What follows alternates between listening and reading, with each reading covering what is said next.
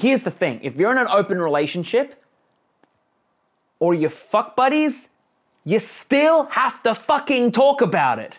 Hey there, how you going? So recently I did the five, 6 signs, whatever it was, that he's a keeper. Now, what I find very interesting about this video is that, well, a number of people have come back to me and they've honestly, they're like, my partner is doing the signs, yet what the fuck is going on here?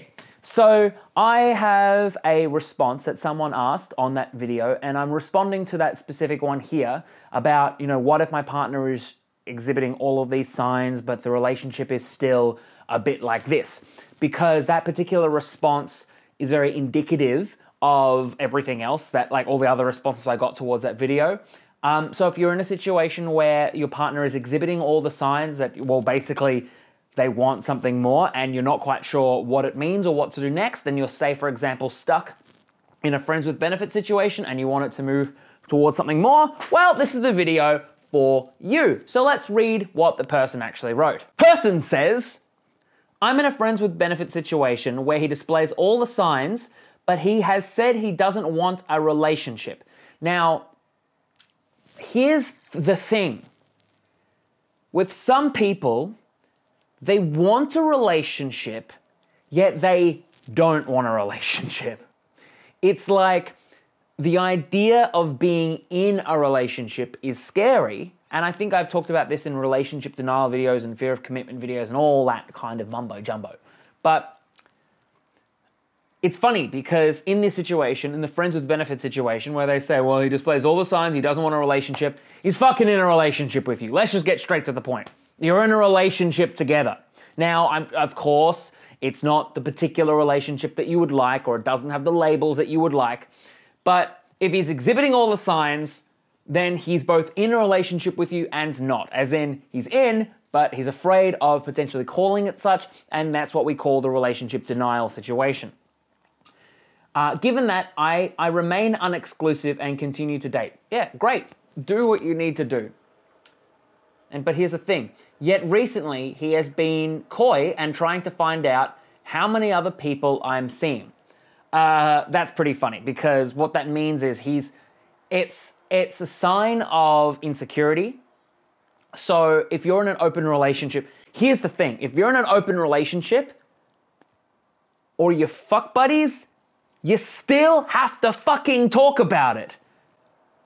There are conscious relationships and unconscious relationships. And truly, unconscious relationships are relationships where you just haven't spoken about it yet.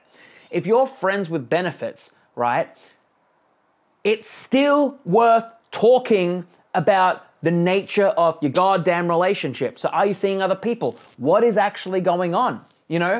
Is it just purely sex? Because usually when that's the case, you can actually do it very easily and actually connect with that person easily. So you don't have that confusion that you're having here.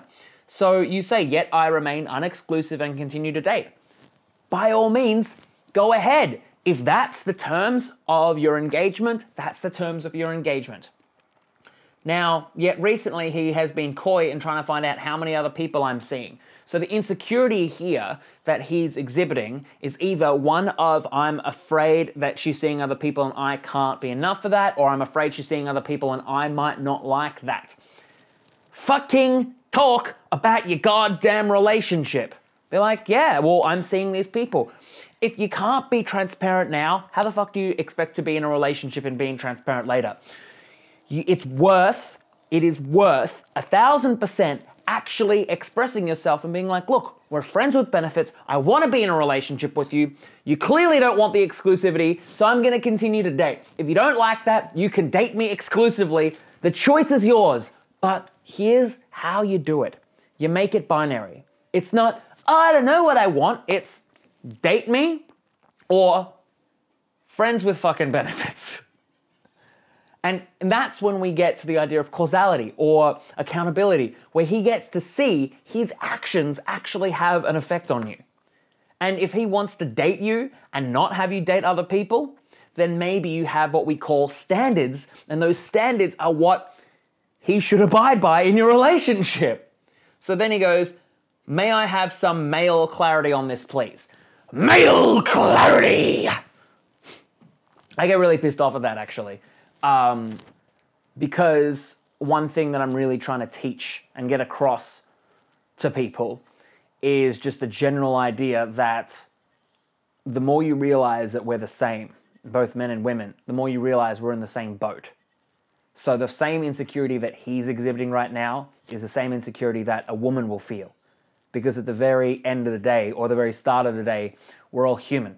We identify as male, woman. We look down, we're like, that's a penis. That's a vagina. That's something that I like. That's something that I don't like. And they're all sort of aspects of the mind. Beyond all of that is our humanness, and we are all insecure, or we're all happy, or we're all whatever. We all go through the same thing. So the insecurity that he's experiencing here, and this is just from this one message, by the way, like, if I was to speak to you more, I would actually connect with you and actually realize what is actually going on at a deeper level. But generally speaking, you're either talking about your relationship or you're not. And if you're not talking about your relationship, even as you're in it, even as you're moving forward and having a great relationship, right? If you're not talking about it, you're leaving it up to chance, and you're leaving it to play games. Like, what does it mean? So he's trying to be coy, like, what's going on? He's even trying to communicate with you. He's even trying to find out, like, are you seeing other people or not? Like, am I just with you? Because maybe he's trying to inch more closer towards you. That's the fun thing, is when you are true, when I mean true to your feelings and expressive, what happens is that the time span in which you are meant to go through this period with this person extremely condenses to the purest of its form. So for example, if you're afraid of telling him that you're dating other people because you're afraid of seeing him, well, that not only extends the time, and actually it also extends the pain, because then you're not expressing yourself to him. Basically, just to cut down to the fucking core of it, if you're in this situation and he's trying to be coy and you're like, well, honey, you don't want to be in a relationship with me. We're not exclusive, so yes, I'm dating other people. If you'd like to be in a relationship with me, I'd like it to be exclusive, because some would say I actually like you.